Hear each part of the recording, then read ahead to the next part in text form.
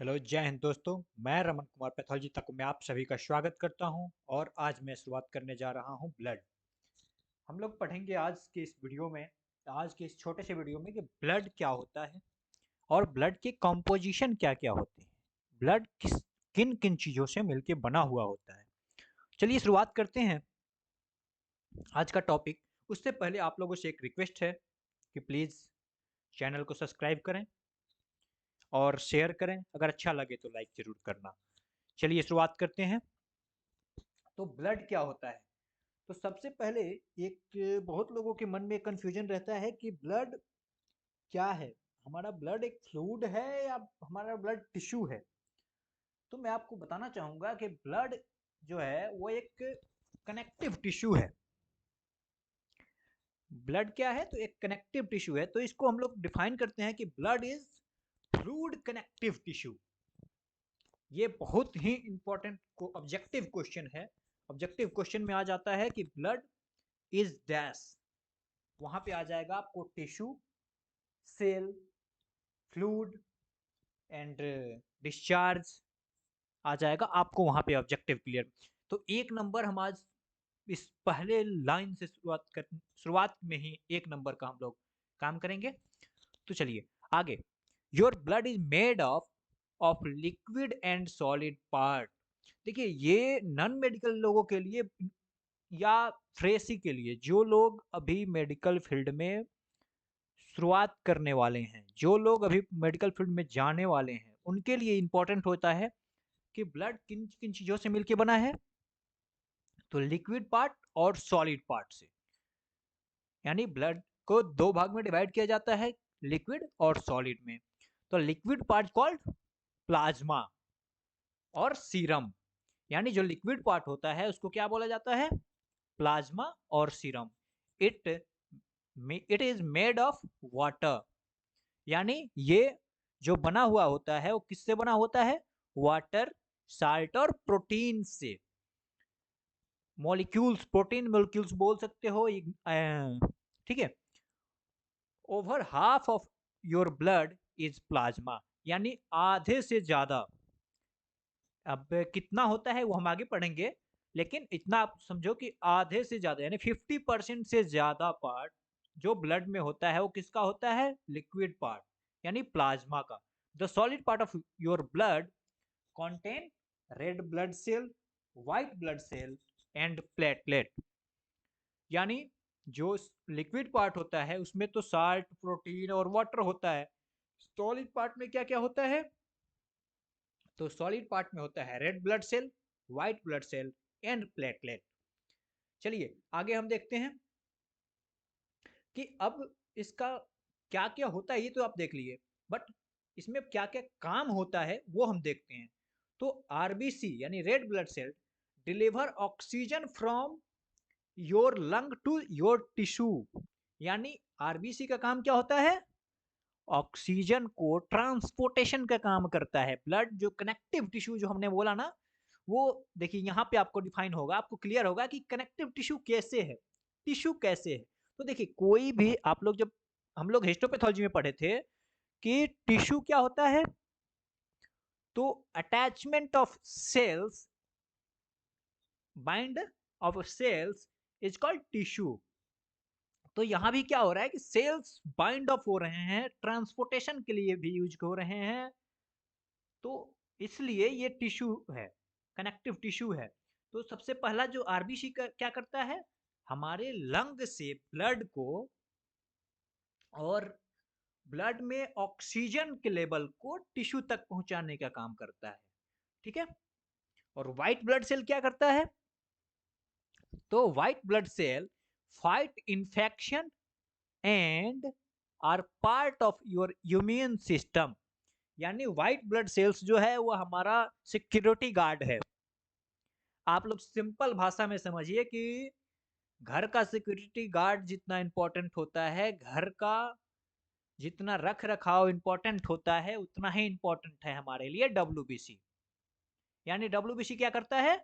तो हमें बीमारी से लड़ने के लिए क्षमता प्रदान करता है, यानी हमारे इम्यून सिस्टम को मजबूत करता है। इम्यून सिस्टम का जो वर्क करता है वो किसके बदौलत करता है, किसके थ्रू हमें पता चलता है और किसके हेल्प से वर्क करता है, तो WBC। चलिए ठीक है। प्लेटलेट क्या होता है, तो platelet help blood to clot when you have cut and wound. यानी प्लेटलेट जो होता है वो हमारे ब्लड में क्लॉटिंग फैक्टर का काम करता है, क्लॉट बनाने में, ब्लड को रोकने में काम करता है। कब, कौन से कंडीशन में, जब हमें कट लगता है या कोई भी इंजुरी होती है, तो उसमें हमारे ब्लड को रोकने के लिए कि हमारा ब्लड ज्यादा मात्रा में बाहर ना निकल जाए, उसके लिए हमारा प्लेटलेट वर्क करता है क्लॉटिंग फैक्टर के लिए। यानी उसको ब्लड को जल्दी से जल्दी बंद करने में जो काम होता है वो प्लेटलेट का है। यानी हमारे ब्लड का बांध बोल सकते हो आप कि वर्कर है ये प्लेटलेट जो होता है ना, ये वर्कर है आपके ब्लड में। जब भी फंक्शन हो रहा है और किसी टाइप की इंजुरी हो गई, कट लग गया, तो उस कट लगने के बाद प्लेटलेट काम एक्टिव हो जाता है और उस ब्लड के फ्लो को रोकने का काम करता है। ठीक है। Bone marrow, spongy material inside your bone make new blood cells constantly die and your body make new one. यानी ब्लड सेल्स जो होती हैं ये कुछ टाइम में डेड हो जाती हैं। जैसे आप लोगों ने तो बहुत ही सुना होगा कि जो जन्म लिया है वो मरेगा, यानी जो बना है वो खराब होगा। तो वैसे ही हमारे बॉडी में भी है कि बोन मैरो ने जो ब्लड बनाया है, जो बोन मैरो के अंदर का स्पॉन्जी मटेरियल जो होता है वो ब्लड बनाने में काम करता है, और जो ब्लड के अंदर के सेल्स बने हैं वो डेड होंगे। इसलिए बोला जाता है कि ब्लड डोनेशन से हमारे बॉडी में कोई इफेक्ट नहीं होता और हमें न्यू एनर्जी मिलती है, क्योंकि हमारे बॉडी के अंदर जितने भी एक्टिव सेल्स होते हैं वो न्यू फॉर्मेशन होता है उनका। ठीक है। तो आशा करता हूं कि इतना में आप लोगों को कोई दिक्कत नहीं होगी। अब चलिए हम लोग पढ़ते हैं कंपोजिशन ऑफ ब्लड, कि ब्लड में अभी तो हमने पढ़ लिया कि सेल्स में ये होते हैं और फंक्शन क्या होता है। तीनों सॉलिड पार्ट्स का फंक्शन पढ़ लिया हमने और प्लाज्मा का फंक्शन पढ़ लिया कि क्या क्या फंक्शन होता है। अब हम पढ़ेंगे कि कंपोजिशन क्या क्या होता है, कौन सा कितना होता है। तो सबसे पहले हम ये जानेंगे, देखिए ब्लड होता है हमारे बॉडी में, कितना ब्लड होता है।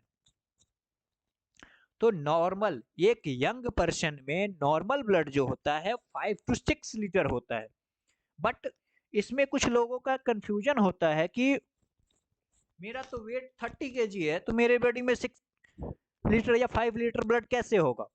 हाँ, ये कंफ्यूजन जायज है, क्योंकि हमारे बॉडी में ब्लड जो होता है हमारे टोटल बॉडी वेट का 8%, या आप ऐसे याद रख सकते हैं कि 80 ml पर kg। यानी हमारा अगर किसी पर्सन का वेट 40 kg है तो उस पर्सन के शरीर में 5 लीटर ब्लड होगा। किसी पर्सन का वेट अगर 60 kg है तो उसके बॉडी में 5 लीटर 5 लीटर के आसपास ब्लड होगा। तो यानी आपको याद रखना है कि 8% बॉडी वेट के 8%, यानी अगर किसी का, जैसे मैंने बोला अभी कि 60 kg वेट है तो उसका ब्लड कितना होगा, 4.8 लीटर।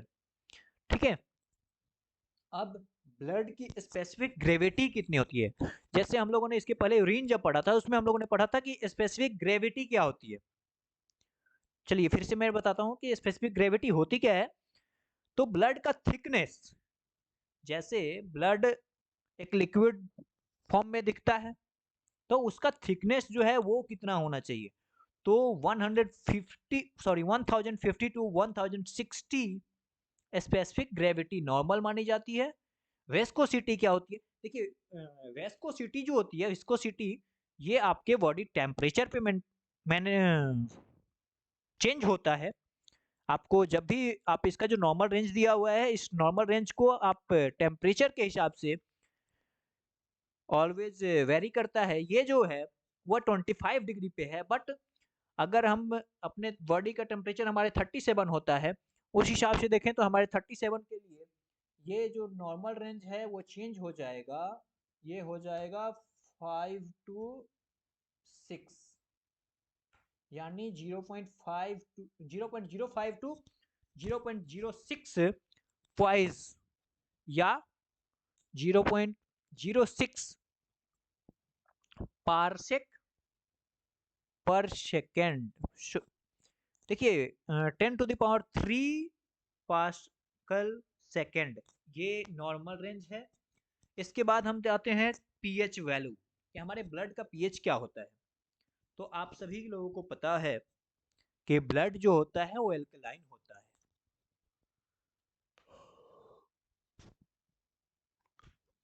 ठीक है, तो एल्कलाइन, जो भी चीज एल्कलाइन होता है उसका पीएच 7+ होता है, यानी हमारे ब्लड का जो पीएच है वो 7.2 टू 7.4 प्लस माइनस 0.05।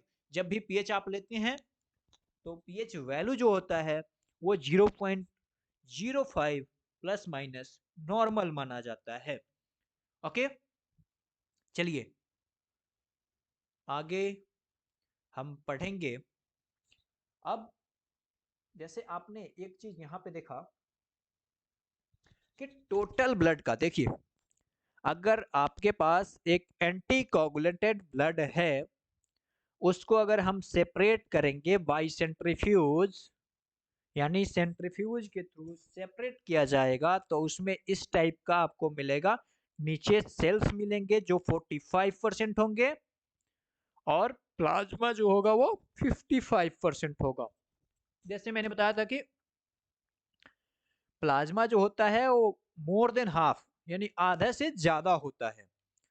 ठीक है, आगे सेल्स हम लोग सबसे पहले पढ़ेंगे कि सेल्स कौन कौन से होते हैं हमारे ब्लड के अंदर, और सेल्स को क्या बोलते हैं।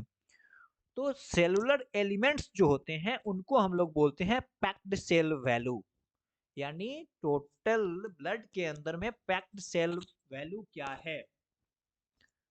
पैक्ड सेल वैल्यू कितना परसेंट होता है ये तो मैंने आपको बता दिया कि 45%।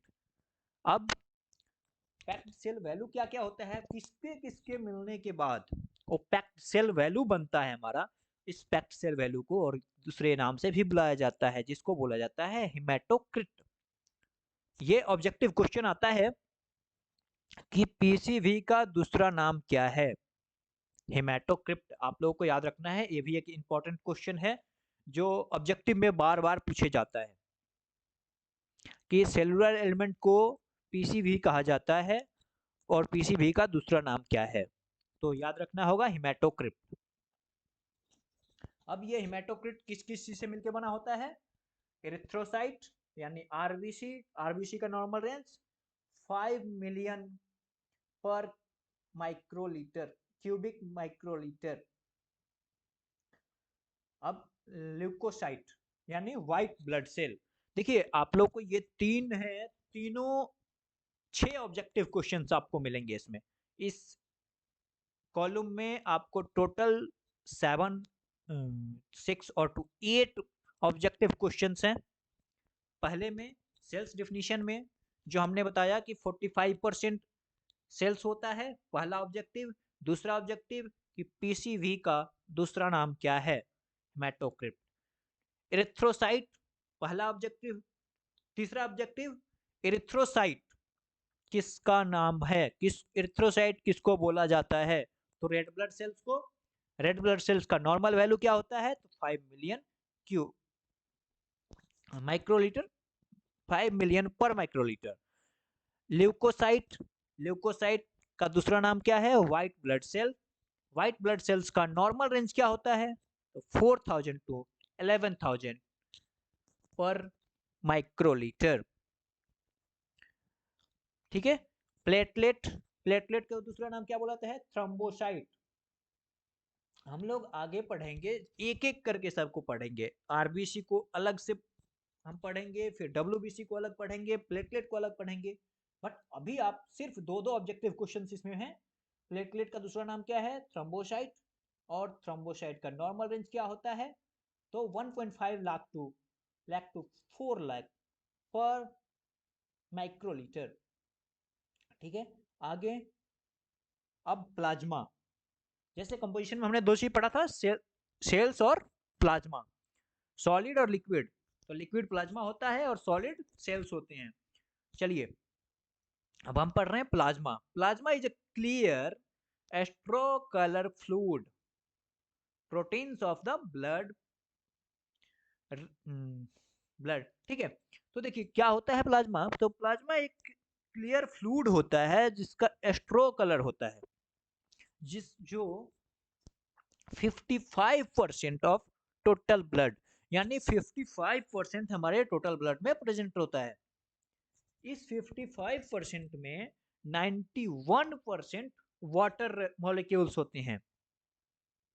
ठीक है, और 9% सॉलिड मॉलिक्यूल्स होते हैं। सॉलिड कंपोजिशन होता है इसमें। सॉलिड को 9% में ही हमारे एर्गोनिक, इनऑर्गेनिक और ऑर्गेनिक दोनों कंपोनेंट होते हैं। जैसे आप लोग पढ़े होंगे calcium, chlorine, iron, vitamin, immuno के हार्मोन्स, जितने भी चीज होते हैं वो सिर्फ 9% में ही होते हैं।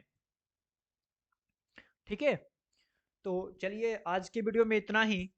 Thanks for watching. Please please and please channel को, जो लोग भी चैनल पे नए हैं वो लोग चैनल को सब्सक्राइब करें और बेल आइकन को अवश्य दबाएं